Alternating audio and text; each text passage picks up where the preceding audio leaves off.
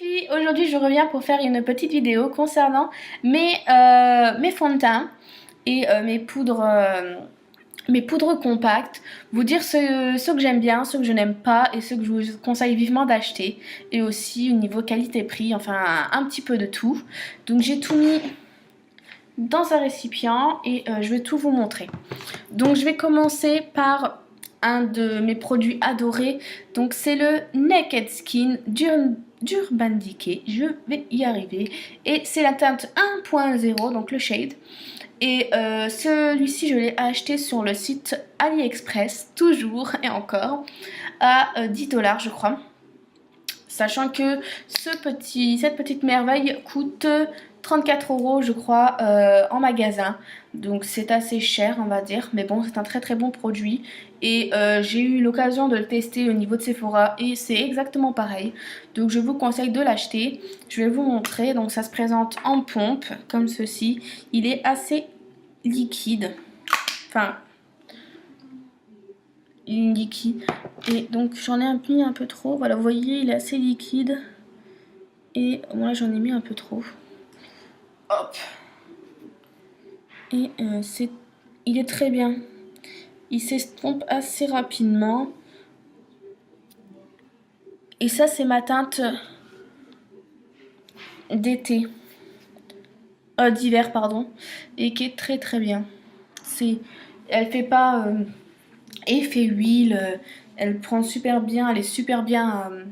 Très facile à modeler. Enfin j'adore énormément. Et donc je vous le conseille.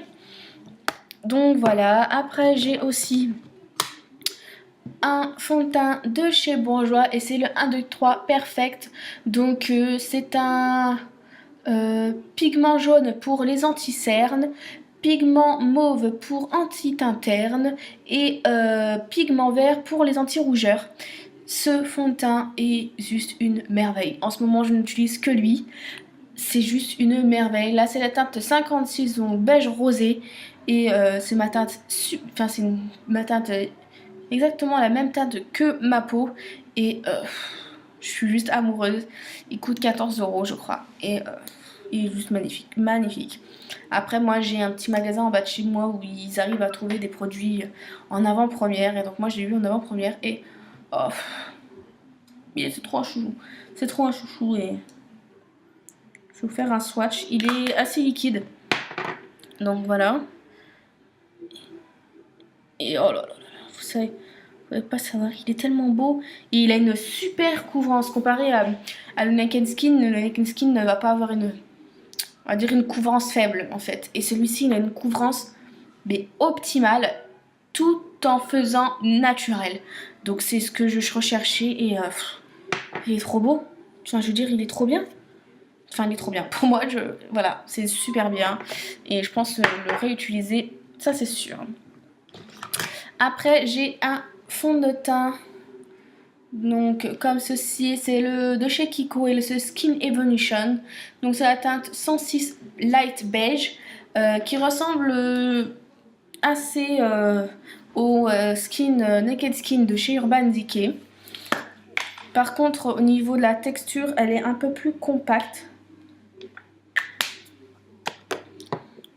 C'est plus compact, hein, ça ne glissera pas, on va dire. Hop, et là, je sais pas si vous allez voir, il est là, et il est très bien. C'est une couvrance moyenne on va dire, et très bon produit, peu cher, je crois qu'il me coûte 12 €. Donc Fouki, je vais y arriver, j'en ai 4 et des fois je sais plus leur prénom. Donc franchement pour le Kiko est très bien. Vous n'entendez pas, mais mes chats font la fête dans la chambre ou dans la salle de bain, je sais pas. Bref.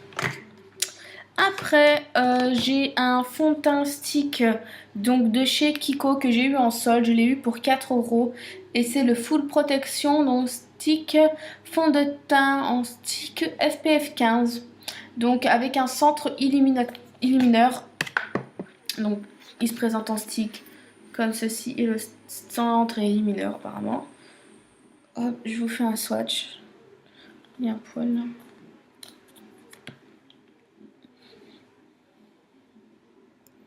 Donc voilà, qui est d'une couleur assez claire, mais très bien. Une bonne couvrance, une couvrance assez moyenne, on va dire. Moyenne à fort et qui est très très bien. Et très très bon produit, pas cher, je crois qu'il me coûte moins de 10 € à Kiko non soldé. Donc c'est un bon produit. Après j'ai le même, mais c'est en teinte limite noire, on va dire, je vais vous montrer. Donc c'est la teinte numéro 16. Et en fait je le fais pour mon contouring. Je le prends pour mon contouring, hein. Autant vous dire que je vais pas mettre ça sur mon visage, surtout mon visage.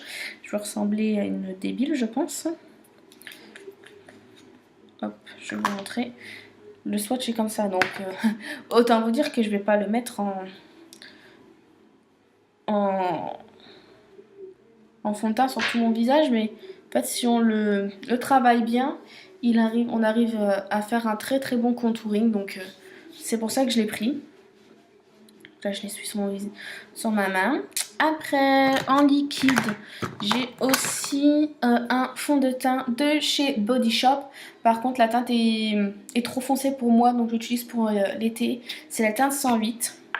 Et donc c'est un fond de teint minéral qui est ni trop compact ni trop liquide.